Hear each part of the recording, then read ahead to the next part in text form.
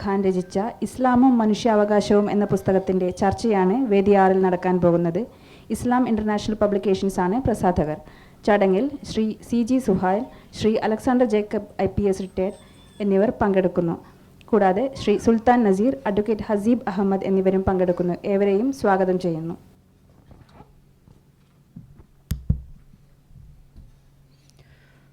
ഔസു ബില്ലാഹി മിനശ് ശൈത്താനിർ റജീം. ബിസ്മില്ലാഹിർ റഹ്മാനിർ റഹീം. അസ്സലാമു അലൈക്കും വറഹ്മത്തുള്ളാഹി വബറകാതുഹു. ദൈവത്തിൻ്റെ ശാന്തിയും സമാധാനവും നിങ്ങൾക്കെല്ലാവർക്കും ഉണ്ടാകട്ടെ എന്ന് ആശംസിച്ചുകൊണ്ട് കേരള നിയമസഭ സംഘടിപ്പിക്കുന്ന ഈ ബുക്ക് ഫെയറിൽ ഇപ്പോൾ നമ്മൾ ചർച്ച ചെയ്യാൻ പോകുന്നത് ഇസ്ലാമും മനുഷ്യാവകാശങ്ങളും എന്ന സർ മുഹമ്മദ് സഫറുല്ലാ ഖാൻ സാഹിബ് എഴുതിയ മഹത്തായ കൃതിയെക്കുറിച്ചാണ്. കാര്യപരിപാടിയിലേക്ക് കിടക്കുന്നതിന് മുന്നേ വിശുദ്ധ ഖുർആൻ പാരായണത്തിനായി മൗലവി അൻസാർ സാഹിബിനെ ഞാൻ വേദിയിൽ ക്ഷണിക്കുന്നു.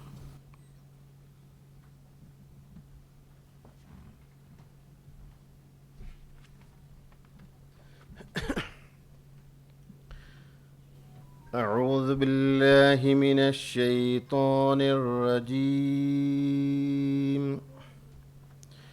بسم الله الرحمن الرحيم.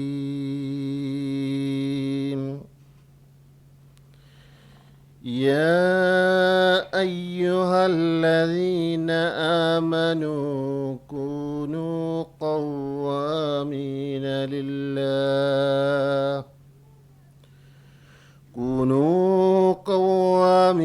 لله شهداء بالقسط ولا يجرمنكم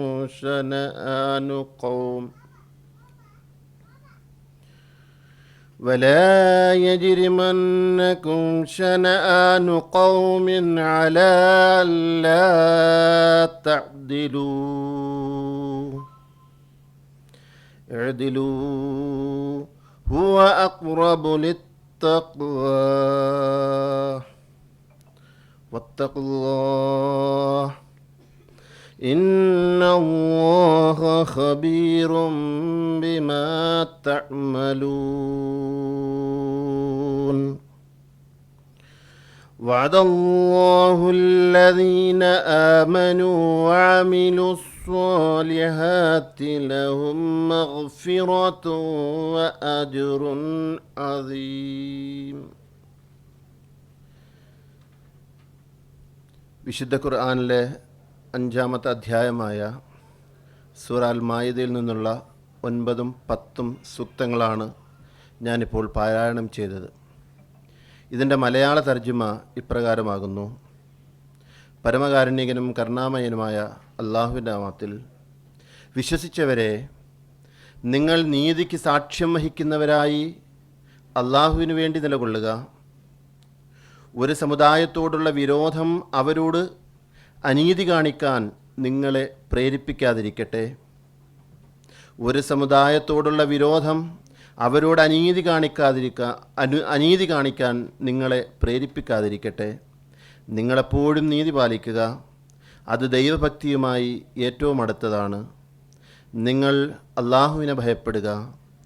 തീർച്ചയായും അള്ളാഹു നിങ്ങൾ പ്രവർത്തിക്കുന്നതിനെക്കുറിച്ച് സൂക്ഷ്മമായി അറിവുള്ളവനാണ്. വിശ്വസിക്കുകയും സൽക്കർമ്മങ്ങൾ ചെയ്യുകയും ചെയ്തവരോട് അവർക്ക് പാപപ്രതിയും മഹത്തായ പ്രതിഫലവുമുണ്ടെന്ന് അള്ളാഹു വാഗ്ദാനം ചെയ്തിരിക്കുന്നു.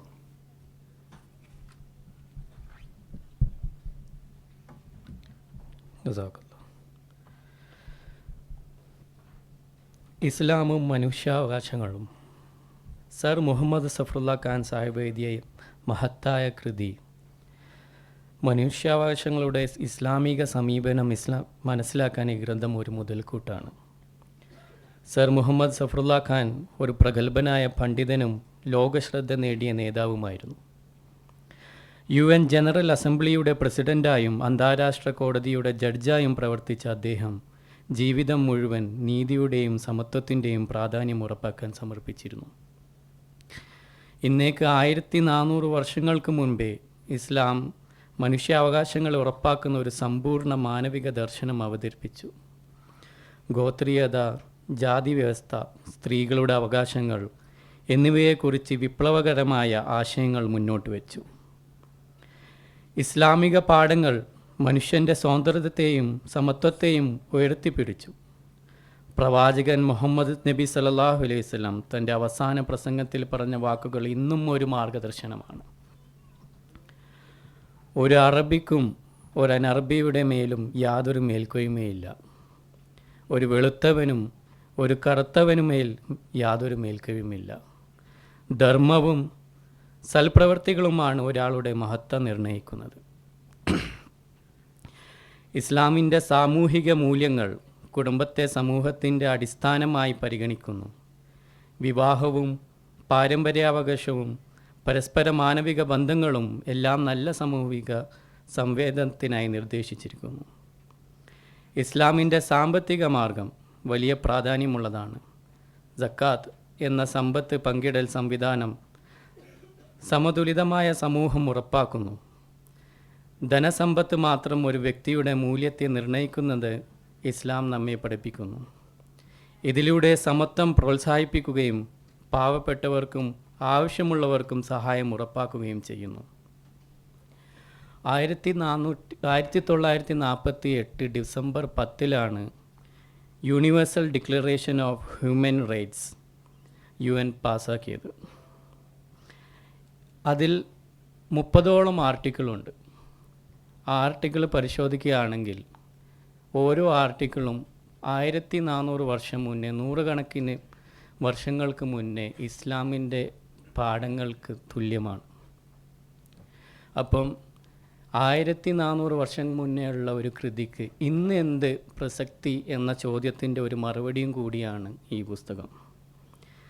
ഈ പുസ്തകത്തിൻ്റെ സന്ദേശം വളരെ തീവ്രവും ഇന്നത്തെ സാഹചര്യത്തിൽ ആവശ്യവുമാണ്. സർ മുഹമ്മദ് സഫറുല്ല ഖാൻ ഈ കൃതി ഇസ്ലാമിൻ്റെ മനുഷ്യത്വം, നീതി, സമത്വം എന്നിവയുടെ പ്രതിനിധിയായി നിലകൊള്ളുന്നു. അതിൽ നിന്നുള്ള പാഠങ്ങൾ നമ്മെ ഒരു മികച്ച സമൂഹം രൂപപ്പെടുത്താൻ പ്രചോദനം നൽകുമാറാകട്ടെ എന്ന് ആശംസിച്ചുകൊണ്ട് ഞാൻ ഇന്നത്തെ മുഖ്യപ്രഭാഷകനായ മൗലവി സുൽത്താൻ നസീർ സാബ്, അദ്ദേഹം നീണ്ട 15 വർഷമായി അഹമ്മദിയ മുസ്ലിം ജമാഅത്തിൻ്റെ മിഷണറി ഇൻചാർജായി സൃഷ്ടി സേവനം ചെയ്തുകൊണ്ടിരിക്കുന്ന വ്യക്തിയാണ്. സുൽത്താൻ നസീർ സാബ്.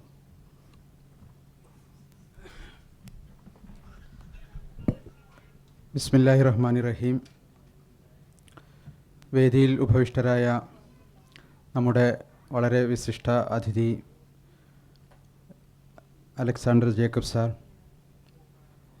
അതുപോലെ തന്നെ മറ്റ് വിശിഷ്ട വ്യക്തിത്വങ്ങളെ, സ്നേഹാദരങ്ങൾ നിറഞ്ഞ ശ്രോതാക്കളെ, സഹോദരീ സഹോദരന്മാരെ, അസ്സലാമു അലൈക്കും വറഹ്മത്തുള്ളാഹി വബറകാതുഹു.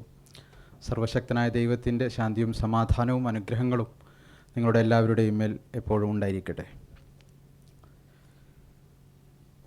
വളരെ സങ്കീർണവും കലാപകലുഷിതവും പ്രക്ഷുബ്ധവുമായ ഒരു കാലഘട്ടത്തിലാണ് നമ്മൾ ജീവിക്കുന്നത്. ഒരു കാലഘട്ടത്തിലൂടെയാണ് നമ്മൾ കടന്നുപോയിക്കൊണ്ടിരിക്കുന്നത്. ലോകത്തിൻ്റെ എല്ലാ ഭാഗത്തു നിന്നും അശാന്തിയുടെയും അസമാധാനത്തിൻ്റെയും അവകാശധ്വംസനങ്ങളുടെയും നീതി നിഷേധത്തിൻ്റെയും വാർത്തകളും സംഭവങ്ങളുമാണ് നമ്മൾ ഓരോ ദിവസവും കേട്ടുകൊണ്ടിരിക്കുന്നത്. ഒരു കാലഘട്ടത്തിൽ സമത്വത്തിനും സാഹോദര്യത്തിനും വേണ്ടി നിലകൊള്ളുകയും തീവ്രമായ പരിശ്രമങ്ങളിലൂടെ അത് നേടിയെടുക്കാൻ വേണ്ടി ശ്രമിക്കുകയും ചെയ്ത സമൂഹങ്ങൾ പോലും അതിൽ നിന്ന് പിന്തിരിഞ്ഞുകൊണ്ട് സങ്കുചിതമായ ചിന്താഗതികളിലേക്ക് നടന്നു നീങ്ങിക്കൊണ്ടിരിക്കുന്ന, അല്ലെങ്കിൽ തിരിച്ചു നടന്നുകൊണ്ടിരിക്കുന്ന സമകാലീന ലോകത്തുകൂടിയാണ് നമ്മൾ ജീവിച്ചുകൊണ്ടിരിക്കുന്നത്. വിവരസാങ്കേതിക വിദ്യയുടെ വിസ്മയിപ്പിക്കുന്ന വിപ്ലവം മനുഷ്യ സമൂഹത്തെ മുമ്പെങ്ങും ഇല്ലാത്ത വിധത്തിൽ പരസ്പരം അടുപ്പിച്ചിട്ടുണ്ടെങ്കിലും മതത്തിൻ്റെയും ദേശത്തിൻ്റെയും ഭാഷയുടെയും വർണ്ണത്തിൻ്റെയും വർഗത്തിൻ്റെയും ഒക്കെ പേരിൽ പലതരത്തിലുള്ള നീതി നിഷേധങ്ങൾക്കും വിവേചനങ്ങൾക്കും അവകാശ നിഷേധങ്ങൾക്കും പാത്രീഭൂതരായിക്കൊണ്ടിരിക്കുന്ന ജനസമൂഹങ്ങൾ ജീവിക്കുന്ന ആധുനിക കാലഘട്ടത്തിലാണ് നമ്മൾ ജീവിക്കുന്നത്. ഇത്തരത്തിലുള്ള ഒരു സമകാലീന ലോകത്ത് നിന്നുകൊണ്ടാണ് നമ്മൾ ഇസ്ലാമിലെ മനുഷ്യാവകാശങ്ങളെക്കുറിച്ച് ചർച്ച ചെയ്യുന്ന ഈ ഗ്രന്ഥത്തെക്കുറിച്ച് ഇവിടെ നമ്മൾ ചർച്ച ചെയ്യുന്നത്. ഇസ്ലാമിൻ്റെ മനുഷ്യാവകാശങ്ങളെ കുറിച്ച് പറഞ്ഞപ്പോൾ ഇവിടെ നേരത്തെ സൂചിപ്പിക്കുകയുണ്ടായി, മുമ്പ് തന്നെ ഇസ്ലാം അത് പറഞ്ഞിട്ടുണ്ട്, അല്ലെങ്കിൽ ഇസ്ലാമിൽ അങ്ങനെ മനുഷ്യാവകാശങ്ങളെക്കുറിച്ചുള്ള കാഴ്ചപ്പാടുകളുണ്ട് എന്നുള്ളത്. എന്നാൽ ആധുനിക കാലഘട്ടത്തിൽ ഇസ്ലാമികമെന്ന് വിശ്വസിക്കപ്പെടുന്ന സമൂഹങ്ങളിലും രാജ്യങ്ങളിലും നമുക്ക് ആ മനുഷ്യാവകാശത്തിൻ്റെ ഉന്നതമായ നിലവാരം കണ്ടെത്താൻ സാധിക്കുന്നുണ്ടോ എന്ന് ചോദിക്കുകയാണ് എങ്കിൽ ഇല്ല എന്നുള്ളത് തന്നെയാണ് അതിൻ്റെ നേരിട്ടുള്ള ഉത്തരം എന്നുകൂടി പറയാൻ ഞാൻ ആഗ്രഹിക്കുകയാണ്. പക്ഷേ ഇസ്ലാമിൻ്റെ മൂലഗ്രന്ഥത്തിലേക്കും അതിൻ്റെ തത്വസംഹിതകളിലേക്കും നമ്മൾ പ്രവേശിക്കുകയാണ് എങ്കിൽ അവിടെയെല്ലാം തന്നെ അവകാശങ്ങളുടെയും കടമകളുടെയും പരസ്പരമുള്ള ബന്ധങ്ങളുടെയും ഒക്കെ തന്നെ ആഴത്തിലുള്ള വിവരണങ്ങൾ അല്ലെങ്കിൽ ആഴത്തിലുള്ള ബന്ധങ്ങൾ നമുക്ക് കണ്ടെത്താൻ സാധിക്കുന്നതാണ്. 1400 വർഷങ്ങൾക്ക് മുമ്പ് ഇസ്ലാം ലോകത്ത് ആവിർഭവിക്കുമ്പോൾ ചരിത്രകാരന്മാരെല്ലാവരും തന്നെ ആ കാലഘട്ടത്തെക്കുറിച്ച് എഴുതിയിരിക്കുന്നത് ഡാർക്ക് ഏജ്, തമോയുഗം, ഇരുണ്ട കാലഘട്ടം എന്നുള്ളതാണ്. ആ ഇരുണ്ട കാലഘട്ടത്തിൽ നീതിയുടെയും സമത്വത്തിൻ്റെയും സാഹോദര്യത്തിൻ്റെയും സന്ദേശവുമായിട്ടാണ് അല്ലെങ്കിൽ പ്രകാശവുമായിട്ടാണ് അറേബ്യയിൽ ഇസ്ലാം വരുന്നത്. ഇസ്ലാം വരുമ്പോൾ മനുഷ്യൻ്റെ അവകാശങ്ങളെക്കുറിച്ച് നമ്മൾ സംസാരിക്കുമ്പോൾ ഏറ്റവും ആദ്യത്തെ കാര്യം എന്ന് പറയുന്നത് ഒരു മനുഷ്യനെ മനുഷ്യനായി അംഗീകരിക്കുക എന്നുള്ളതാണ്. മനുഷ്യനാണോ എന്ന ചോദ്യം മാനവരാശിക്ക് മുമ്പിൽ ഉയർത്തപ്പെട്ട ഒരു കാലഘട്ടത്തിലാണ് ഇസ്ലാം വരുന്നത്. ആ സമയത്ത് വിശുദ്ധ ഖുർആൻ നമ്മൾ പരിശോധിക്കുകയാണ് എങ്കിൽ, അല്ലെങ്കിൽ പ്രവാചകൻ്റെ വചനങ്ങൾ നമ്മൾ പരിശോധിക്കുകയാണ് എങ്കിൽ അവിടെയെല്ലാം തന്നെ മനുഷ്യരെയാണ് അഭിസംബോധന ചെയ്യുന്നത്. അല്ലയോ മനുഷ്യരെ, അല്ലയോ മനുഷ്യരെ എന്ന് കൂടെ വിശുദ്ധ ഖുർആൻ നമ്മുടെ മുമ്പിൽ വെക്കുന്നതായി അല്ലെങ്കിൽ നമ്മെ അഭിസംബോധന ചെയ്യുന്നതായി നമുക്ക് കാണാൻ സാധിക്കുന്നതാണ്. ഇസ്ലാമിന് ഒരുപാട് വർഷങ്ങൾക്ക് ശേഷം, അല്ലെങ്കിൽ ഇസ്ലാം വന്ന് 6-ാം നൂറ്റാണ്ടിന് ഒരുപാട് വർഷങ്ങൾക്ക് ശേഷം ഇവിടെ യൂറോപ്യൻ തത്വചിന്തകളെല്ലാം തന്നെ ഉയർന്നു വരുന്ന കാലഘട്ടത്തിൽ മനുഷ്യരെല്ലാവരും ഒന്നാണ് എന്നുള്ള സന്ദേശം ചില തത്വചിന്തകന്മാർ ഉയർത്തുകയുണ്ടായി. അവരോട് ചോദിക്കപ്പെട്ടു, അങ്ങനെയാണെങ്കിൽ കറുത്ത വർഗ്ഗക്കാരോ? അപ്പോൾ പറഞ്ഞത് അവരെ ഞങ്ങൾ മനുഷ്യരുടെ ഗണത്തിൽ ഉൾപ്പെടുത്തുന്നില്ല എന്നുള്ളതാണ്. അപ്പോൾ വിശുദ്ധ ഖുർആൻ ഒരു ഭാഗത്ത് മനുഷ്യരെല്ലാവരും ഒന്നാണ് എന്നുള്ള, അല്ലെങ്കിൽ അല്ലയോ മനുഷ്യരെ എന്നുള്ള സന്ദേശം ഉയർത്തുന്നതോടൊപ്പം തന്നെ അതിനെ കൂടുതൽ നിർവചിച്ചുകൊണ്ട് പറഞ്ഞു, മനുഷ്യനിലുള്ള എല്ലാ ഗോത്രങ്ങളും വർഗങ്ങളും വർണ്ണങ്ങളും അതെല്ലാം തന്നെ പരസ്പരം അറിയപ്പെടുന്നതിന് വേണ്ടി മാത്രമാണ്, തിരിച്ചറിയുന്നതിന് വേണ്ടി മാത്രമാണ്. മനുഷ്യരെല്ലാവരും, അല്ലയോ മനുഷ്യരെ നിങ്ങളെല്ലാവരും ഒന്നാണ് എന്ന് പറഞ്ഞുകൊണ്ട് പിന്നീട് പറയുന്നത്, അല്ലയോ മനുഷ്യരെ നിങ്ങളെ വിവിധ വർഗങ്ങളും വർണ്ണത്തിലും വംശത്തിലുമാക്കിയിരിക്കുന്നു, പക്ഷേ അതെല്ലാം തന്നെ പരസ്പരം തിരിച്ചറിയപ്പെടുന്നതിന് വേണ്ടി മാത്രമാണ്. നിങ്ങൾക്ക് ഭയഭക്തി, നിങ്ങൾക്ക് ശ്രേഷ്ഠത അവകാശപ്പെടാമെങ്കിൽ അത് കേവലം ഭയഭക്തിയുടെ കാര്യത്തിൽ അല്ലെങ്കിൽ ദൈവത്തെ തിരിച്ചറിയുന്ന കാര്യത്തിൽ മാത്രമാണ് എന്ന് പറയുന്നുണ്ട്. അതെന്തുകൊണ്ട് വിശുദ്ധ ഖുർആൻ പറഞ്ഞു എന്നുള്ളതും വളരെ വിശുദ്ധ ഖുർആൻ തുടർന്ന് അത് പറയുന്നുണ്ട്. ഒരു ഭാഗത്ത് വിശുദ്ധ ഖുർആൻ ഇത് പറഞ്ഞതോടുകൂടി തന്നെ പ്രവാചകൻ പറയുകയുണ്ടായി, നേരത്തെ ഇവിടെ സൂചിപ്പിക്കുകയുണ്ടായി, നിങ്ങളിൽ കറുത്തവന് വെളുത്തവനേക്കാളോ വെളുത്തവന് കറുത്തവനേക്കാളോ അറബിക്ക് അനറബിയേക്കാളോ അനറബിക്ക് അറബിയേക്കാളോ യാതൊരു ശ്രേഷ്ഠതയുമില്ല എന്ന്. ഇത് കേവലം പറയുകയോ ഒരു സിദ്ധാന്തം എന്ന നിലയിൽ ലോകത്ത് സമർപ്പിക്കുകയോ അല്ല ചെയ്തത്. അന്ന് അറേബ്യയിൽ നിലവിലുണ്ടായിരുന്ന അടിമ വ്യവസ്ഥയിൽ ഏറ്റവും നിന്ദ്യരായി തങ്ങളുടെ ഒട്ടകങ്ങൾക്കും അതുപോലെ തന്നെ മൃഗങ്ങൾക്കും പോലും അത്രത്തോളം പോലും വില കൽപ്പിക്കാതിരുന്ന കറുത്ത വർഗ്ഗക്കാരനായിരുന്ന അടിമയായിരുന്ന ബിലാലിനെ അതേ സമൂഹത്തെ കൊണ്ട് സയ്യിദ്ന ബിലാൽ, ഞങ്ങളുടെ നേതാവായ ബിലാൽ എന്ന് വിളിപ്പിക്കുവാൻ പ്രവാചകന് സാധിച്ചു എന്നുള്ളതാണ്, അല്ലെങ്കിൽ ഇസ്ലാമിന് സാധിച്ചു, അല്ലെങ്കിൽ ഇസ്ലാമിൻ്റെ തത്വസംഹിതകൾക്ക് സാധിച്ചു എന്നുള്ളതാണ്. പിന്നീട് അറബികൾ അവരുടെ ഗോത്രീയമായ വംശീയമായ ആ ആഭിജാത്യത്തിൽ വളരെയധികം ഭ്രമിക്കുന്നവരായിരുന്നു. അവരുടെ മുമ്പിൽ പ്രവാചകൻ തൻ്റെ 2ാം വരവിനെ കുറിച്ച് പറഞ്ഞപ്പോൾ മുഴുവൻ അറബികളെയും മാറ്റി നിർത്തിക്കൊണ്ട് തൻ്റെ സദസ്സിലുണ്ടായിരുന്ന ഏക അനറബിയുടെ തോളിൽ കൈവച്ചുകൊണ്ട് എൻ്റെ 2ാം വരവ് അനറബികളിൽ നിന്നായിരിക്കും എന്ന് പറഞ്ഞുകൊണ്ട് വംശീയമായ എല്ലാവിധത്തിലുള്ള ചിന്തകളെയും അവിടെ നിന്ന് പൂർണ്ണമായും ഉന്മൂലനം ചെയ്യുകയാണ് ചെയ്തിട്ടുള്ളത്. അതോടൊപ്പം തന്നെ മറുഭാഗത്ത് നീതി എന്ന് പറയുന്ന അവകാശങ്ങളിലെ ഏറ്റവും പ്രധാനപ്പെട്ട കാര്യം എന്ന് പറയുന്നത് നീതിയുടെ സംസ്ഥാപനമാണ്. ഈ കാര്യത്തിൽ ഇസ്ലാം വിശുദ്ധ ഖുർആൻ വളരെ താക്കീതോടു കൂടി വളരെയധികം ശക്തി ചെലുത്തിക്കൊണ്ട് പറയുന്നതായി നമുക്ക് കാണാൻ സാധിക്കുന്നതാണ്. ഇവിടെ നിങ്ങൾ പാരായണം ചെയ്ത വചനങ്ങൾ ആ കാര്യം സൂചിപ്പിക്കുന്നതാണ്.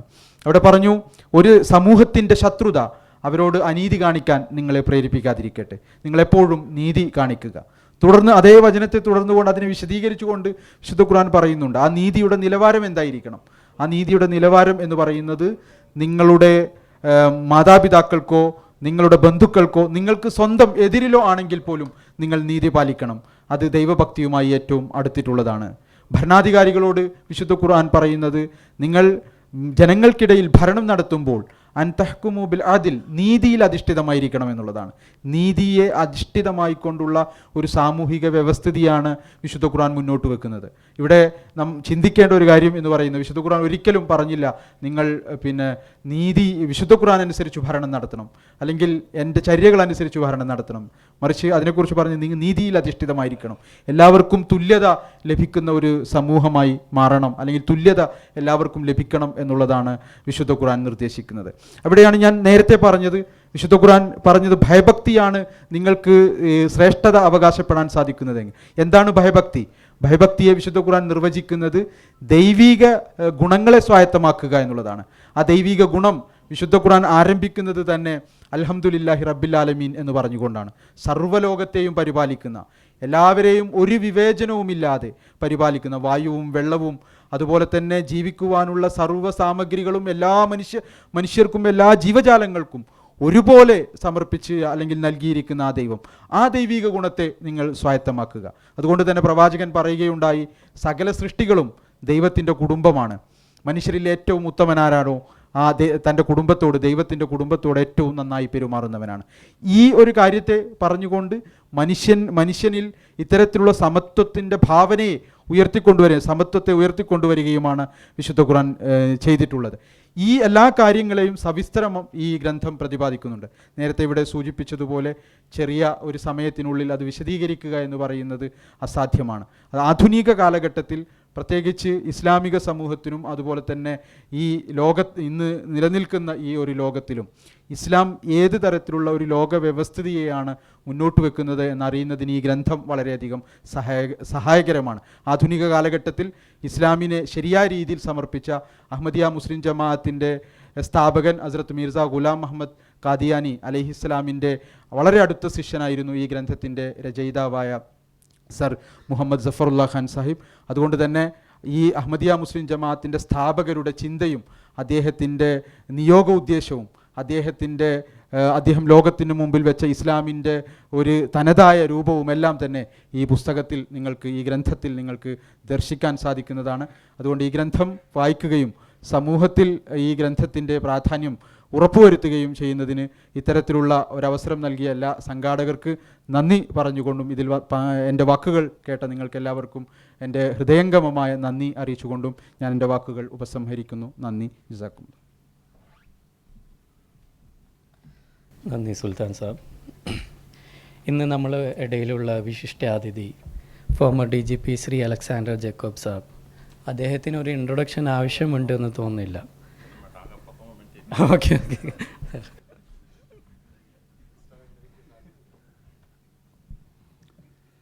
സഫറുള്ള ഖാൻ്റെ 7 പുസ്തകങ്ങളും അതിൻ്റെ ഒറിജിനൽ ഇംഗ്ലീഷിൽ എൻ്റെ കയ്യിലുണ്ട്. ഈ പുസ്തകത്തിന് ഇംഗ്ലീഷ് എൻ്റെ കയ്യിൽ ഞാൻ വായിച്ചു. അതിൻ്റെ ഒരു പരിഭാഷ മലയാളത്തിൽ വരുന്നത് വലിയ സന്തോഷമുള്ളൊരു കാര്യമാണ്. ഇസ്ലാം മനുഷ്യാവകാശങ്ങളുടെ വലിയൊരു നില ലോകത്തിന് കൊടുത്തതാണ്. മനുഷ്യാവകാശങ്ങൾ എന്ന് പറയുന്നത് 48 അവകാശങ്ങളാണ്. അതിലേറ്റവും ആദ്യത്തെ അവകാശമാണ് UN പറയുന്ന റൈറ്റ് ഓഫ് ലൈഫ്. അത് പരിശുദ്ധ ഖുർആൻ വളരെ ഭംഗിയായിട്ട് ഉറപ്പാക്കുകയാണ്. അറബി നാടുകളിൽ കുട്ടികൾ ഗർഭത്തിലുണ്ടാകുമ്പം അവിടെ വെച്ച് കുഞ്ഞിനെ കൊല്ലുന്നൊരു പരിപാടി ഉണ്ടായിരുന്നു. പരിശുദ്ധ ഖുർആൻ്റെ സൂറത്ത് അൽ ഇസ്രാത്ത് 134-136 വരെ ശ്ലോകങ്ങളിൽ ഖുർആൻ വിലക്കി, ഗർഭത്തിലുള്ള കുഞ്ഞിനെ കൊല്ലുന്നവൾ വാളിനിരയാക്കപ്പെടണം, ഇഹലോകവും പരലോകവും ആ ആളിന് അനുവദനീയമല്ല. ഭർത്താവ് മരിച്ചാൽ വിധവ സ്ത്രീകളെ തീയിലെറിഞ്ഞ് കൊല്ലും. സതി ഇന്ത്യയിലുണ്ടായിരുന്നു. ആ സതി അവസാനം അറംഗസീവ് നിർത്തലാക്കി, വില്യം പെൻറ്റിക്കോ നിർത്തലാക്കിയ അറംഗസീവാണ്. പരിശുദ്ധ ഖുർആൻ പറഞ്ഞു, വിധവ സ്ത്രീ മാനിക്കപ്പെടേണ്ടവളാണ്. വിധവ സ്ത്രീ തീയിലെറിഞ്ഞ് കൊല്ലാനുള്ളവളല്ല. ആ വിധവ സ്ത്രീയെ സംരക്ഷിക്കുന്നതിന് മാനം കൊടുക്കാൻ വേണ്ടി പ്രവാചകൻ വിവാഹം കഴിച്ച 8 സ്ത്രീകളിൽ 7 പേരും വിധവ സ്ത്രീകളായിരുന്നു. വിധവ സ്ത്രീകളെ കൊല്ലാതെ ജീവിക്കാൻ അനുവദിച്ചത് പരിശുദ്ധ പ്രവാചകനാണ്. പെൺകുട്ടികളുണ്ടായാൽ മരുഭൂമി കൊണ്ടുപോയി മണ്ണ് മാറ്റി കുഴിച്ചിടുമായിരുന്നു. പരിശുദ്ധ പ്രവാചകൻ പറഞ്ഞു, ഒരു പെൺകുട്ടിയെ വളർത്തി നല്ല കനിയാക്കി വിവാഹം കഴിക്കുന്ന മാതാപിതാക്കൾ സ്വർഗം പ്രാപിക്കും എന്നാണ്. ഞാൻ എൻ്റെ ഭാര്യയോട് പോലും നമ്മുടെ എണ്ണം സ്വർഗത്തിൽ പോകുന്നു. ഭാര്യ ചോദിച്ചാൽ അതെന്തുവാ, നമുക്ക് 3 പെൺമക്കളല്ലേ, നമ്മൾ ഭംഗിയായിട്ട് വളർത്തിയിട്ടുണ്ട്, പ്രവാചകൻ വന്നിട്ടുണ്ട്, നമ്മുടെ എണ്ണം സ്വർഗത്തിൽ പോകുന്നു പറഞ്ഞാൽ ഭാര്യയ്ക്ക് അപ്പോഴാണ് വസ്ത്രഖുർആൻ വായിക്കാത്ത ഭാര്യയ്ക്ക് അത് മനസ്സിലായത്. റൈറ്റ് ഓഫ് ലൈഫ് പ്രവാചകൻ ശക്തമായി നടപ്പാക്കുന്നു. രണ്ടാമതായി മനുഷ്യാവകാശങ്ങളുടെ അവകാശം റൈറ്റ് ഓഫ് ഈക്വാളിറ്റിയാണ്. അല്ലെങ്കിൽ നമ്മൾ ഇന്ന് മതേതരത്വം എന്ന് പറയുന്ന ശാസ്ത്രമാണ്. മതേതരത്തെ ഏറ്റവും ഭംഗിയായി ഉറപ്പാക്കുന്നത് പരിശുദ്ധ പ്രവാചകനാണ്. മദീനയിൽ അദ്ദേഹം ഭരണം ഏറ്റെടുക്കുമ്പോൾ അദ്ദേഹം വലിയൊരു പ്രഖ്യാപനം നടത്തി. അതാണ് മദീന ഡോക്യുമെൻ്റ്. എൻ്റെ എൻ്റെ ഒറിജിനൽ കോപ്പിയുണ്ട്. 42 പാരഗ്രാഫാണ്. തുടങ്ങുന്നത് എങ്ങനെയാണ്? മദീനയിലുള്ള ക്രിസ്ത്യാനികൾക്കും യഹൂദന്മാർക്കും ബഹുദൈവ വിശ്വാസികൾക്കും മുസ്ലിങ്ങൾക്കും ഏകോദര സഹോദരങ്ങളെപ്പോലുള്ള ജീവിതം ഞാൻ വാഗ്ദാനം ചെയ്യുകയാണ്. അവസാനം അറഫ പ്രസംഗത്തിന് വിടവാങ്ങുമ്പോൾ പ്രവാചകൻ വീണ്ടും ശ്രദ്ധേയമായി പറയുന്നു, ഈ ലോകത്തുള്ള മുസ്ലിങ്ങൾക്കും യഹൂദന്മാർക്കും ക്രിസ്ത്യാനികൾക്കും ബഹുദൈവ വിശ്വാസികൾക്കും എല്ലാം ഏകോദര സഹോദരങ്ങളോട് ജീവിക്കുന്നൊരു സമുദായം നമ്മൾ ഉണ്ടാക്കണം. ഇസ്ലാമിൻ്റെ ചരിത്രം അത് സൂചിപ്പിക്കുകയാണ്. ഇസ്ലാം ഈജിപ്തിലും ഇറാഖിലും വന്നു. അവിടെ ക്രിസ്ത്യാനികളുണ്ടായിരുന്നു. അവരുടെ പാത്രീസ് ബാവ 1400 കൊല്ലം കഴിഞ്ഞും അതുപോലെ അവിടെ ജീവിക്കുന്നു. ഹറൂൺ അൽ റഷീദിൻ്റെ പ്രധാനമന്ത്രി ക്രിസ്ത്യാനിയാണ്. ഇറാഖിലെ പ്രസിഡന്റ് സദാം ഹുസൈൻ്റെ പ്രധാനമന്ത്രി താരിഖ് അസീസ് ക്രിസ്ത്യാനിയാണ്. മുസ്ലിം സമൂഹങ്ങളിൽ അവർ മറ്റു സമൂഹങ്ങളെ പ്രൊട്ടക്റ്റ് ചെയ്തു. അക്ബർ ഭരണത്തിൽ വന്നു. അക്ബറിൻ്റെ പ്രധാനമന്ത്രി ബീർബൽ ബ്രാഹ്മണനാണ്. അക്ബറുടെ ധനകാര്യമന്ത്രി രാജാ തോണ്ടർമാൽ വൈശ്യനാണ്. അദ്ദേഹത്തിൻ്റെ സേനാനായകൻ രാജാ മാൻസിംഗ് അദ്ദേഹം രജപുത്രനാണ്. ഔറംഗസീബ് ഒരുപാട് ചീത്ത വിളിക്കുന്ന കേൾക്കുന്ന ആളാണ്. അദ്ദേഹത്തിൻ്റെ പ്രധാനമന്ത്രി തേജ് ബഹാദൂർ അദ്ദേഹം ഒരു ഹിന്ദുവാണ്. ഔറംഗസീബിൻ്റെ മിനിസ്ട്രിയൽ സ്റ്റാഫിൻ്റെ 85% ഹിന്ദുക്കളായിരുന്നു. ഔറംഗസീബ് 120ഓളം ക്ഷേത്രങ്ങൾക്ക് പൈസ കൊടുത്ത് പുനർനിർമ്മിച്ചു. മുഗൾ സാമ്രാജ്യം 500 കൊല്ലം ഇവിടെ ഉണ്ടായിരുന്നു. അവരുടെ യു പിയിലുണ്ടായിരുന്ന 3 ലക്ഷം ക്ഷേത്രങ്ങൾക്കൊന്നും സംഭവിച്ചില്ല. എല്ലാ ക്ഷേത്രങ്ങളും സംരക്ഷിച്ചു. 700 കൊല്ലം ഗുജറാത്ത് ഭരിച്ചു മുസ്ലിങ്ങൾ. പക്ഷേ 700 കൊല്ലത്തെ ഭരണം കഴിയുമ്പം മുസ്ലിങ്ങളുടെ അംഗസംഖ്യ ജസ്റ്റ് 4%. വാളുപയോഗിച്ച് മതം വളർത്താൻ ഇസ്ലാം സമ്മതിച്ചില്ല. ഇവിടെ കുറേ വിവരം കിട്ടുമ്പോൾ പറഞ്ഞുകൊണ്ട് നടക്കണം, അമ്മൂസിങ്ങളെ കൊല്ലാൻ പ്രവാചകൻ പറഞ്ഞു. ശുദ്ധ അസംബന്ധമാണ്.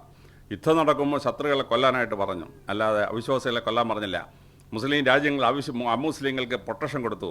ഇന്ന് കേരളം പട്ടിണിയില്ലാതിരിക്കുന്നത് ഇസ്ലാം അത് പാലിക്കുന്നതുകൊണ്ടാണ്. അറബി ദേശത്ത് നമ്മൾ 35 ലക്ഷമാണ് കേരളത്തിൽ നിന്ന് ആളുകൾ പോയി ജോലി ചെയ്യുന്നത്. കേരളത്തിൻ്റെ ആകെ ബഡ്ജറ്റ് 1 ലക്ഷം കോടി രൂപയാണ് ഒരാണ്ടിൽ. ഗൾഫ് രാജ്യങ്ങളിൽ പോയി ജോലി ചെയ്യുന്ന ഹിന്ദുവും ക്രിസ്ത്യാനിയും എല്ലാം കൂടെ ഉണ്ടായിക്കൊണ്ട് വരുന്ന പൈസയാണ് 1,20,00,000. അമുസ്ലിങ്ങളെ തുല്യത കൊടുത്ത് ഇസ്ലാമിക രാജ്യം പ്രൊട്ടക്ട് ചെയ്യുന്നതാണ് കേരളം ഇന്ന് പട്ടിണിയിലാണ് നിൽക്കുന്നത്. എല്ലാ മതങ്ങളെയും ഒരുപോലെ കണ്ടു. അമുസ്ലിങ്ങൾക്ക് ജീവിതം കൊടുത്തു. മുഗൾ സാമ്രാജ്യം 1707 ഔറംഗസീബ് മരിക്കുമ്പം മുഗൾ സാമ്രാജ്യത്തിലെ മുസ്ലിങ്ങളുടെ അംഗസംഖ്യ 1% ആണ്. 99% ഹിന്ദുക്കളും ബാക്കിയുള്ള കമ്മ്യൂണിറ്റിയാണ്. അവിടെയാണ് ഇസ്ലാമിൻ്റെ ഈക്വാളിറ്റി. മൂന്നാമതായി മനുഷ്യാവകാശങ്ങളിൽ പറയുന്നത് റൈറ്റ് ഓഫ് പ്രൈവസി. നമ്മുടെ പ്രൈവസി സൂക്ഷിക്കാൻ പറ്റിയിരിക്കണം. ലോകത്തിലെ സ്ത്രീകൾക്ക് ശരീരത്തിൽ നഗ്നത മറയ്ക്കാൻ അവകാശം ഉണ്ടായിരുന്നില്ല.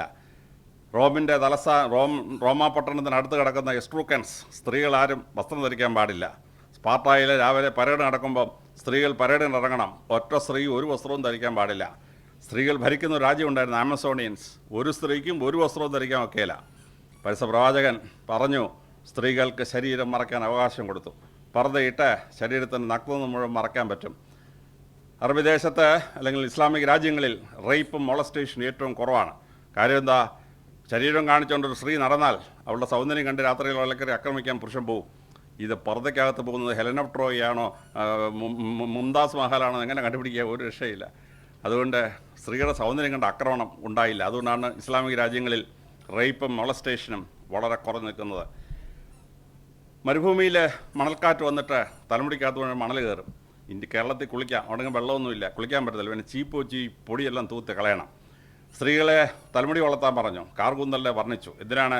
അനുസരണമില്ലാത്ത ഭാര്യയെ തലമുടിക്ക് ഒരു പിടിപിടിച്ചാൽ പാഞ്ചാലി കൊണ്ട് കീഴടക്കാനാണ് ഈ തലമുടി. പ്രവാചകൻ പറഞ്ഞു, അന്തപ്പണിയൊന്നും വേണ്ട, തലമുടി കവറി കൊള്ളാൻ പറഞ്ഞു. അതുകൊണ്ട് തലമുടിക്കകത്ത് മരുഭൂമിയിലെ മണൽ കയറി കഷ്ടപ്പെടാതെ സ്ത്രീയെ രക്ഷിച്ചു. 100 വർഷങ്ങൾക്ക് മുമ്പ് പോലും നമ്മൾ ഈ സംസാരിക്കുന്ന തിരുവനന്തപുരം പട്ടണത്തിൽ സ്ത്രീക്ക് മാറ് മറയ്ക്കാനൊക്കത്തില്ലായിരുന്നു. മാറ് മറച്ചുകൊണ്ട് പത്മനാഭസ്വാമി ക്ഷേത്രത്തിൽ കയറാൻ പോയ സ്ത്രീയുടെ മാറ് അടിച്ച് പറിച്ച് കളഞ്ഞ ചരിത്രം നിങ്ങൾ 1924 സംഭവം പറയുന്നത് 100 കൊല്ലം. പക്ഷേ 1400 വർഷത്തിന് മുമ്പ് സ്ത്രീകൾക്ക് പ്രൈവസി കൊടുത്തു.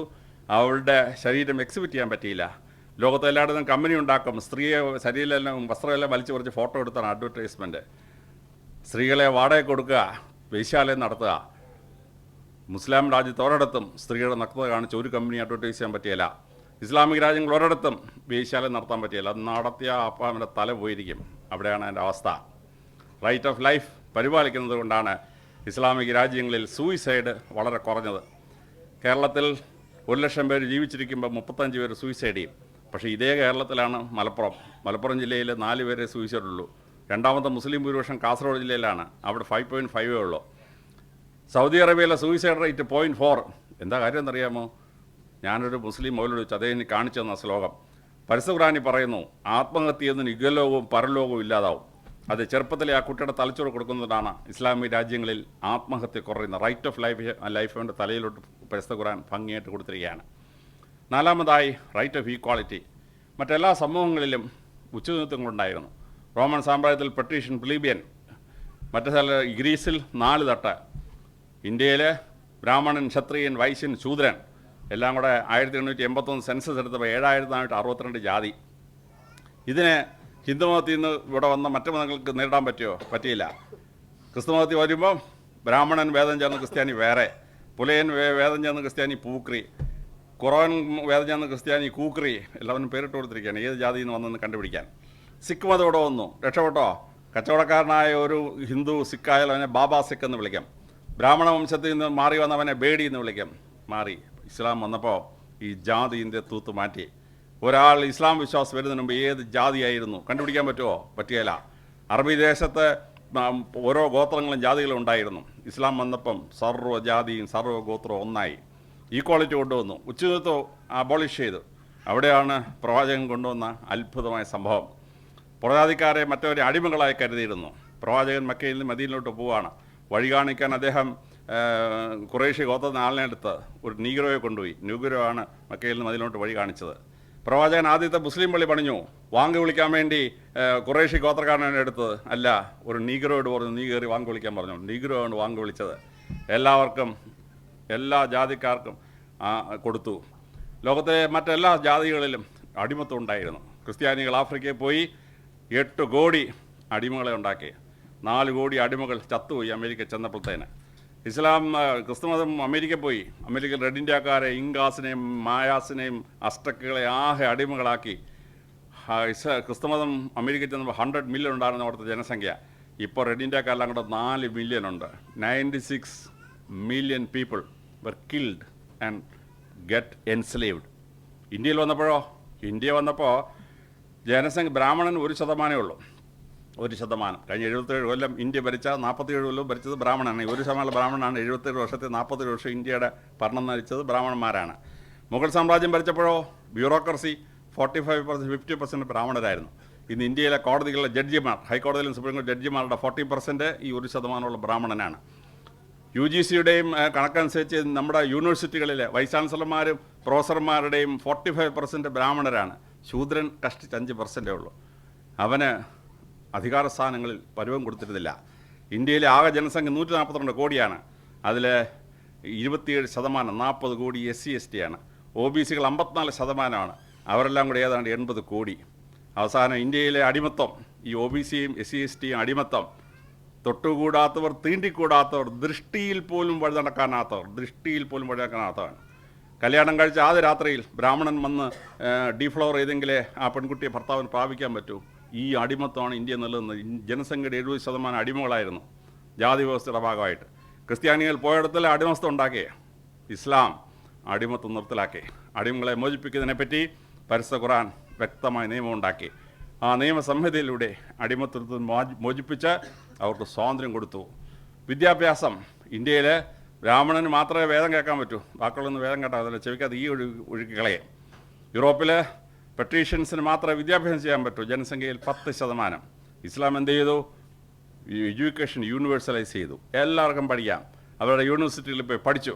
പണ്ഡിറ്റുകൾ ജാതി നോക്കാതെ വിദ്യാഭ്യാസം കൊടുത്തു. കേരളത്തിലെ സാക്ഷരത 2%. ഒമാനിൽ 4 മുസ്ലിം പണ്ഡിതന്മാർ വന്ന് കോഴിക്കോട് പാളയം മോസ്കിൽ താമസിച്ചു. അവരാണ് ആദ്യമായി വിദ്യാഭ്യാസം കൊടുത്തത്. ഭാഷയുടെ പിതാവാണ് എഴുത്തച്ഛൻ. എഴുത്തച്ഛനെ ഇന്ത്യ ഇവിടെ ആരെങ്കിലും പഠിപ്പിച്ചോ? ഇല്ല. മുസ്ലിം പൈസ കൊടുത്ത് എഴുത്തച്ഛനെ തമിഴ്നാട്ടിൽ വിട്ട് പഠിപ്പിച്ചു. അങ്ങനെ എഴുത്തച്ഛന് സാക്ഷരത കിട്ടിയത്. നമ്മുടെ മലയാള ഭാഷ ഉണ്ടാവാൻ കാരണഭൂതം ഒരു മുസ്ലിം പണക്കാരനാണ്. പക്ഷേ ഇസ്ലാം എന്ത് ചെയ്തു? സർവർക്കും വിദ്യാഭ്യാസം കൊടുത്തു. അവർ ബാഗ്ദാദിലും കൈറോയിലും ഒക്കെ ഭയങ്കര യൂണിവേഴ്സിറ്റീസ് ഉണ്ടാക്കി. അങ്ങനെ അന്ധകാര യുഗത്തിൽ നിന്ന് ലോകത്തെ പുറത്തേക്ക് കൊണ്ടുവന്നത് ഇസ്ലാമിക വിദ്യാഭ്യാസ സമ്പ്രദായമായിരുന്നു. റൈറ്റ് ഓഫ് എഡ്യൂക്കേഷൻ കൊടുത്തു, റൈറ്റ് ഓഫ് ഹെൽത്ത് കൊടുത്തു, റൈറ്റ് ഓഫ് ഈക്വാളിറ്റി കൊടുത്തു, റൈറ്റ് ഓഫ് ലിബർട്ടി കൊടുത്തു, ലൈറ്റ് ഓഫ് ഫ്രീഡം കൊടുത്തു. UNOയുടെ മനുഷ്യാവകാശ പ്രഖ്യാപനങ്ങളിലെ ഓരോ പ്രകടനമായിട്ട് നോക്കിയാൽ മതി. പരിശുദ്ധ ഖുർആൻ വായിക്കുമ്പോൾ അത് എവിടെ നിന്ന് മാത്രം കണ്ടുപിടിച്ചാൽ മതി, കൃത്യമായിട്ട് മനസ്സിലാവും. ഇനി നമ്മുടെ ക്ലോക്ക് പറയുന്നു 7:45 മിനിറ്റ് ഉള്ളതുകൊണ്ട് ഞാൻ നിർത്തുകയാണ്. മനുഷ്യാവകാശങ്ങളുടെ നീണ്ട നിര പരിശുദ്ധ ഖുർആനിൽ നിന്ന് എങ്ങനെ വരുന്നു എന്ന് മനസ്സിലാക്കാൻ ഒരു 3 മണിക്കൂർ പ്രസംഗിച്ചാലും തീരാത്തൊരു വിഷയമാണ്. ആ വിഷയത്തെപ്പറ്റി സബ്റുൽ ഖാൻ എഴുതിയ ഗംഭീര പുസ്തകം, അതിന് മലയാളത്തിലൊരു തർജ്ജമ വന്നതിൽ വളരെ അഭിനന്ദനം അർപ്പിക്കുന്നു. ഈ പുസ്തകത്തിന് എല്ലാ നന്മയും നേരുകയും കേരളത്തിൽ തെറ്റായ കാര്യങ്ങൾ പ്രചരിപ്പിക്കുന്ന ആളുകൾക്ക് സത്യം മനസ്സിലാക്കാൻ ഈ പുസ്തകം സഹായിക്കട്ടെ എന്ന് പ്രാർത്ഥിച്ചുകൊണ്ട് എൻ്റെ വാക്കുകൾ ഞാൻ ഉപസംഹരിക്കുന്നു.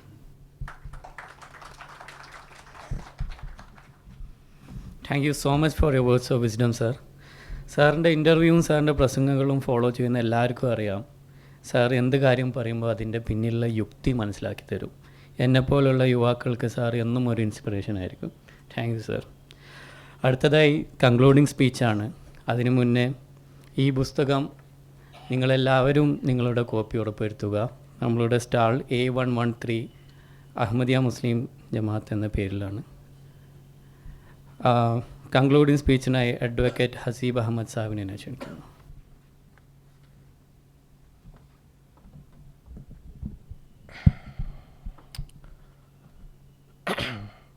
ഔസുബില്ലാഹി മിനശ് ശൈത്വാനിർ റജീം. ബിസ്മില്ലാഹിർ റഹ്മാനിർ റഹീം.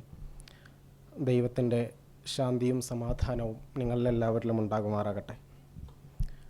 ഒരുപക്ഷെ സർ മുഹമ്മദ് സഫറുല്ല ഖാൻ സാഹിബ് എഴുതിയ ഇസ്ലാമും മനുഷ്യാവകാശവും എന്ന ഈ പുസ്തകത്തെക്കുറിച്ചും മനുഷ്യാവകാശങ്ങളെക്കുറിച്ചും അതിനുമപ്പുറം കേരളത്തിൻ്റെ ചരിത്രപരമായ സാഹചര്യത്തെക്കുറിച്ചും ഇപ്പോഴത്തെ സാഹചര്യത്തെക്കുറിച്ചുമെല്ലാം സവിസ്തരം ഡോക്ടർ അലക്സാണ്ടർ ജേക്കബ് സാർ ഇവിടെ വിശദീകരിച്ചു കഴിഞ്ഞു. മൗലവി സുൽത്താൻ നസീർ സാഹിബ് അതിനപ്പുറത്തേക്ക് ഈ പുസ്തകത്തിൻ്റെ സാമൂഹ്യ മതപരമായ അടിസ്ഥാനങ്ങളും നിങ്ങളുടെ മുന്നിൽ വിശദീകരിച്ചു കഴിഞ്ഞു. ഒരുപക്ഷെ എനിക്ക് തോന്നുന്നു ഇതിൽ കൂടുതൽ വിശദീകരിച്ചുകൊണ്ട് ഈ വിഷയത്തെക്കുറിച്ച് നിങ്ങളോട്, അല്ലെങ്കിൽ ഈ പുസ്തകത്തെക്കുറിച്ച് നിങ്ങളോട് എനിക്കൊന്നും പറയാനുണ്ടാവുകയില്ല എന്നുള്ളതാണ്. 1948 അന്താരാഷ്ട്ര മനുഷ്യാവകാശ പ്രഖ്യാപനം ഐക്യരാഷ്ട്രസഭ നടത്തുന്നത്. അതിനുശേഷം എനിക്ക് തോന്നുന്നു 1974 സഫറുല്ല ഖാൻ സാഹിബിൻ്റെ ഈ ഒരു പുസ്തകം, അതായത് ഇസ്ലാമും മനുഷ്യാവകാശങ്ങളും എന്ന് പറയുന്ന ഈ പുസ്തകം 1974 ആദ്യമായി റിലീസ് ചെയ്യപ്പെടുന്നത്. ഇന്ന് 2024 ആ പുസ്തകത്തിന് 50 വർഷം തികയുന്ന വേളയിൽ മലയാളത്തിൽ അതിനൊരു പരിഭാഷയുണ്ടാകേണ്ടതും, അതുപോലെ തന്നെ മനുഷ്യാവകാശങ്ങളെക്കുറിച്ച് നമ്മൾ വീണ്ടും ചർച്ച ചെയ്യേണ്ടി വരിക, അല്ലെങ്കിൽ ഐക്യരാഷ്ട്രസഭയുടെ അന്താരാഷ്ട്ര മനുഷ്യാവകാശ പ്രഖ്യാപനത്തെക്കുറിച്ച് നമ്മൾ വീണ്ടും ചർച്ച ചെയ്യേണ്ടി വരിക, അല്ലെങ്കിൽ അത്തരം സാഹചര്യങ്ങൾ ഉണ്ടാവുക എന്നുള്ളത് തികച്ചും നിർഭാഗ്യകരമായൊരു കാര്യമാണ്. നമുക്കിന്ന് അന്താരാഷ്ട്ര രാഷ്ട്രീയ സാഹചര്യത്തെക്കുറിച്ച് അറിയാം. നമുക്കറിയാം, മനുഷ്യാവകാശ പ്രഖ്യാപനം നടത്തിയ ഐക്യരാഷ്ട്രസഭ ഇന്ന് പശ്ചിമേഷ്യൻ രാജ്യങ്ങളിൽ, പലസ്തീൻ ഉൾപ്പെടെയുള്ള രാജ്യങ്ങളിൽ നടക്കുന്ന അധിനിവേശങ്ങളെക്കുറിച്ച്, അവിടെ ഒരു സീസ് ഫയറിനൊരു തീരുമാനമെടുക്കാനുള്ള രാഷ്ട്രീയ സാഹചര്യം പോലുമില്ലാതെ ഉഴറുന്ന അവസ്ഥ നമുക്കറിയാം. ഈ ഒരു സാഹചര്യത്തിൽ അഹമ്മദിയ മുസ്ലിം ജമാഅത്തിൻ്റെ ആഗോള ഖലീഫയുടെ വളരെ രസകരമായൊരു നിരീക്ഷണം സാന്ദർഭികമായി ഇവിടെ പറഞ്ഞു വെക്കാമെന്ന് ഞാൻ കരുതുകയാണ്. അദ്ദേഹം പറഞ്ഞ ആ വേഡിങ് അല്ല, അതിൻ്റെ ഒരു സംക്ഷിപ്തം എന്ന് പറയുന്നത്, USSRും സോവിയറ്റ് യൂണിയനും അമേരിക്കയും തമ്മിൽ നിലനിന്നിരുന്ന കോൾഡ് വാറിനേക്കാൾ വളരെ പ്രതികൂലമായ ഒരു ഫിസിക്കൽ വാറിലേക്ക് ലോകം കടന്നുപോയി എന്നാണ് അദ്ദേഹം പ്രസ്താവിച്ചത്. ഒരുപക്ഷെ മനുഷ്യാവകാശ പ്രഖ്യാപനം നടത്തിയ അന്താരാഷ്ട്ര ഗവേണിംഗ് ബോഡീസിന് പോലും ഇത്തരത്തിലുള്ള മനുഷ്യാവകാശ ലംഘനങ്ങൾ തടയാൻ സാധിക്കുന്നില്ല എന്നുള്ളത് നമ്മുടെ ഇന്നത്തെ ഈ ഒരു കൂട്ടായ്മയും ഈ ഒരു പുസ്തക പ്രകാശനവും ഈ പുസ്തകത്തിൻ്റെ ഉള്ളടക്കവും എല്ലാം അതിൻ്റെ പ്രസക്തി വർദ്ധിപ്പിക്കുകയാണ് എന്നാണ് ഞാൻ മനസ്സിലാക്കുന്നത്. ഒരുപാട് ഞാൻ ദീർഘിപ്പിക്കുന്നില്ല. സാന്ദർഭികമായി ഒരു കാര്യം കൂടി ഞാൻ പറയാൻ ആഗ്രഹിക്കുകയാണ്. മനുഷ്യാവകാശങ്ങളുടെ എല്ലാം ആകത്തുക എന്ന് പറയുന്നത്, അല്ലെങ്കിൽ അതിൻ്റെ എല്ലാം അന്തസത്ത എന്ന് പറയുന്നത്, ഈ ഒരു പുസ്തകം വായിച്ചാൽ നമുക്ക് മനസ്സിലാവും, അത് അക്കൗണ്ടബിലിറ്റിയാണ്. മനുഷ്യൻ മനുഷ്യനോടും ഭരണകർത്താക്കൾ പൗരന്മാരോടും പൗരന്മാർ തിരിച്ച് ഭരണകർത്താക്കളോടും നമ്മുടെ ലോ എൻഫോഴ്സിങ് അതോറിറ്റീസ് എല്ലാം അക്കൗണ്ടബിൾ ലോ എൻഫോഴ്സിങ് അതോറിറ്റീസ് എന്നൊരു അഭിഭാഷകൻ്റെ ഭാഷയിൽ ഇവിടെ എന്ന് പറയുമ്പോൾ പോലീസിനെ കുറ്റം പറയാമെന്ന് വിചാരിക്കരുത്, ഞാൻ അങ്ങനെ പറയുന്നതല്ല. കോടതികൾ ഉൾപ്പെടെയുള്ള നമ്മളെ ഗവേൺ ചെയ്യുന്ന എല്ലാ ബോഡീസും അക്കൗണ്ടബിൾ ആവുക എന്നുള്ളത് വളരെ പ്രധാനപ്പെട്ടൊരു കാര്യമാണ്. അപ്പോൾ എന്തിനോടാണ് അക്കൗണ്ടബിൾ ആവേണ്ടത് എന്നുള്ളതും വളരെ പ്രസക്തമാണ്. അപ്പോൾ സൃഷ്ടികൾ സൃഷ്ടികളോടും, അതായത് മനുഷ്യൻ അങ്ങോട്ടും ഇങ്ങോട്ടും ബാധ്യതപ്പെട്ട് നിൽക്കുന്ന, മനുഷ്യൻ അങ്ങോട്ടും ഇങ്ങോട്ടും ലയബിളായി നിൽക്കുന്ന, അതുപോലെ തന്നെ നമ്മുടെ രാഷ്ട്രീയ ഗവേണിംഗ് ബോഡീസ് എല്ലാം പൗരന്മാരോട് 100% ലയബിളായി നിൽക്കുന്ന, അക്കൗണ്ടബിളായി നിൽക്കുന്ന ഒരു രാഷ്ട്രീയ സാഹചര്യത്തിൽ മാത്രമേ മനുഷ്യാവകാശങ്ങൾ പൂർണ്ണമായും പാലിക്കപ്പെടുകയുള്ളൂ എന്ന് നാം മനസ്സിലാക്കേണ്ടതാണ്. ഇന്നത്തെ നമ്മുടെ ലോക രാഷ്ട്രീയത്തിൻ്റെ അവസ്ഥ അത് നിരീക്ഷിക്കുകയാണെങ്കിൽ ഈ ഒരു കാര്യം ഊട്ടിയുറപ്പിക്കപ്പെടുന്നതായിട്ട് നമുക്ക് മനസ്സിലാക്കാൻ സാധിക്കും. ഒരുപാട് ദീർഘിപ്പിക്കുന്നില്ല. ഇവിടെ കൂടിയിട്ടുള്ള നിങ്ങൾക്കെല്ലാവർക്കും, അതുപോലെ തന്നെ നമ്മുടെ മുഖ്യ അതിഥിയായിട്ടുള്ള ഡോക്ടർ അലക്സാണ്ടർ ജേക്കബ് സാറിന്, അദ്ദേഹം ഒരു പോലീസ് എന്നുള്ളതിലുപരി ഒരു അക്കാഡമിഷ്യൻ്റെ ജോലിയാണ് അദ്ദേഹത്തിന് ചേരുക എന്നുള്ളത് ചില ഘട്ടങ്ങളിലെങ്കിലും എനിക്ക് തോന്നിയിട്ടുണ്ട്. വളരെ കുറഞ്ഞ സമയം കൊണ്ട് ഒരുപാട് പേരുകൾ, ഒരുപാട് ചരിത്ര സംഭവങ്ങൾ, ഒരുപാട് വർഷങ്ങൾ, ലോട്ട് ഓഫ് ഇൻഫർമേഷൻസ് നമ്മുടെ മുമ്പിലേക്ക് അദ്ദേഹം വെക്കുകയുണ്ടായി. അദ്ദേഹത്തിന് ഞാൻ നന്ദി പറയുകയാണ്. അതുപോലെ തന്നെ മൗലവി സുൽത്താൻ നസീർ സാഹിബ്, അതുപോലെ തന്നെ സുഹൈൽ സാഹിബ്, എറണാകുളം ജില്ലാ ജമാഅത്തിൻ്റെ അമീറായിട്ടുള്ള മുസഫർ സാഹിബ്, തിരുവനന്തപുരം ജില്ലാ അമീറായിട്ടുള്ള മുസഫർ സാഹിബ് ഉൾപ്പെടെ, പിന്നെ ഇതിൻ്റെ സംഘാടകർ, നിശ്ചയമായും നിങ്ങളുടെ മുഖത്തൊരു ക്ഷീണം ഞാൻ കാണുന്നുണ്ട്. അപ്പോൾ ഈ ഒരു സമയം ദീർഘിപ്പിച്ചതിനും ക്ഷമ ചോദിച്ചുകൊണ്ട് ഇവിടെ സന്നിഹിതരായിട്ടുള്ള എല്ലാവർക്കും, സദസ്സിലുള്ള എല്ലാവർക്കും നന്ദി പറഞ്ഞുകൊണ്ട് നിർത്തട്ടെ. നന്ദി, ജസാക്കുമുള്ള. ഇവിടെ കൂടിയുള്ള എല്ലാവർക്കും നന്ദി. ഈ പരിപാടി ഇവിടെ അവസാനിപ്പിച്ചിരിക്കുന്നു.